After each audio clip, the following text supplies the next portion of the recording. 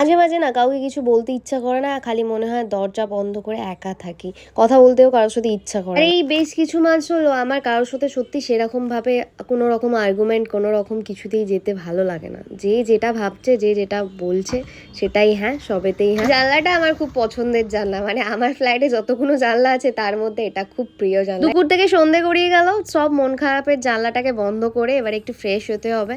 তো এখন যেতে হবে আরেকটা জায়গায়। আর অনেকেই আমাকে জিজ্ঞাসা করো, দিদি তুমি চুলে কি করিয়েছো বা কি শ্যাম্পু ইউজ করো, তাদের বলে দিলাম আমি চুলে ক্যারাটিন স্মুথনিং করিয়েছিলাম আর শ্যাম্পুটা দেখিয়ে দিলাম। সত্যি কথা বলতে যত্ন না নিলে কোনো কিছুই ভালো থাকে না, সেটা সম্পর্ক হোক আর চুল হোক বা স্কিন হোক। তো আমার চুল আগে অনেকটা ছিল, যত্ন না নেওয়ার কারণেই আজকে চুলটার এই দশা। তো তারপরে ফ্রেশ হয়ে গুবলুকে ভোগ লাগিয়ে দিশার দেখলাম তখনও পড়া শেষ হয়নি। যাই হোক, দিশাকে নিয়ে যেতে হবে। এই যে দিশাকে নিয়ে বেরিয়েছি। কোথায় যাচ্ছি বলো তো?